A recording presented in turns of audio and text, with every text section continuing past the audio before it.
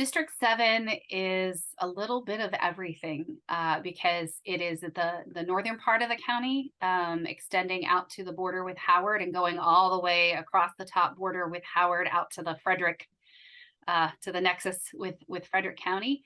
And so land-wise, a lot of the jurisdiction is incredibly rural. But then as it narrows down into like a V, we have our, more suburban and even semi-urban areas in Olney, Durwood, Montgomery Village. So it's a great mix and blend of kind of all of the different places I've lived throughout my life have been, I've trotted around between different types of areas. So I appreciate that. So what are your thoughts about your district and what plans you would like to see the council carry forward during your term? I think in terms of overall for my district, what I am super excited about is that they finally have a voice that's unique to the Up County, right? That for me is incredibly important because whether accurate or inaccurate, the perception is and has been for a long time that this area was not being heard. And so I very much, that's one of the things that inspired me about wanting to run and cover this area was that I've been an advocate for 22 years, as an attorney, and wanting to be able to use that advocate's voice for this area within a broader body. Things like making sure we're returning to community policing models where law enforcement are connected to communities, not just in times of emergency response, but really truly an integrated part of the community. We want to do things that are getting at the why of why the thing is happening and what can be done to prevent or intervene so that we are not having so many incidents. The best positive public safety outcome, whether you're talking about for our dispatchers, our fire EMS, or our law enforcement, is to not have to go on so many of those calls, right? To be able to handle things in a different fashion. Plans you have or thoughts you have that would be unique to your district because it's so rural and agricultural? So, for example, in the public safety context, time to response issues and the way you think about them are different in a rural area. But Up County, that's definitely been a concern where folks don't necessarily believe that the rest of the leadership in Rockville thinks about our sidewalks, our pedestrians, our cyclists, right? That there's a perception that is focused on solely, commercial districts in downtown Silver Spring and in Bethesda, and et cetera. Right, again, rightfully or wrongfully, but we need to make sure folks understand, hey, you know what? The ride-on bus stop on Woodfield Road that's in the middle of the farm pasture with no place to stand and no place to even get to the bus stop on a 40-mile-an-hour road with no shoulder might not be the best place for a bus stop.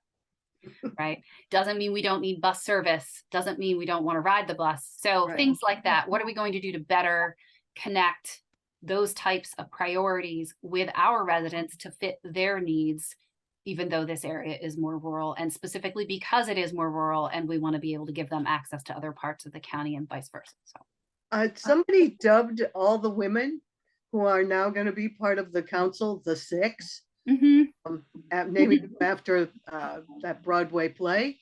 Yes. How do you feel about the coalition of women and kind of being part of the council this year? I view it as, on the one hand, where folks want to think of us as a collective, like amoeba, a femininity. We're all really different from one another. And I say that and love it.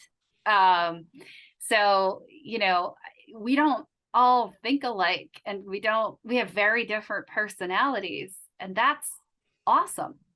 I think it would be silly for anyone to assume that we are identical. There are things that we each share with one another, and there are just differences that we all have from one another. But I think it's what makes the fact that we're all coming on board together so fun.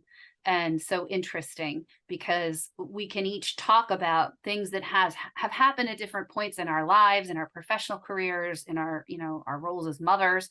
Some of us still have littles, right? Like I do, and Kristen Mink does, and Natalie does, and and others have kids in college or are full grown and out of the nest, and that's okay. But we each bring something to the table, and I have enjoyed being able to get to know each one of them far more deeply over time, and to see what kind of things we each have more in our wheelhouse than the other, because nobody knows all the things and nobody should pretend to.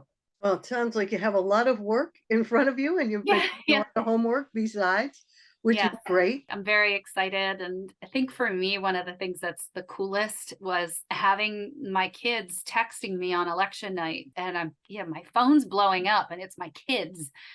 And they're going, we don't understand where to find the election results, and we want to make sure mom won, and we need to know. So it was really cool. And it makes me proud as a mom that the kids are invested and involved in this too, and that they actually take the time to understand what it means, and that they're proud too. So they'll be the next generation of Luedtkes, I guess, to work in the county. Yeah, right. We'll see. We'll see. All right. They're inspired by mom. That's a good thing. Yes. All right. Thank you so much. We'll talk again soon, I'm sure. All righty. Take care. You too. Bye-bye. Bye.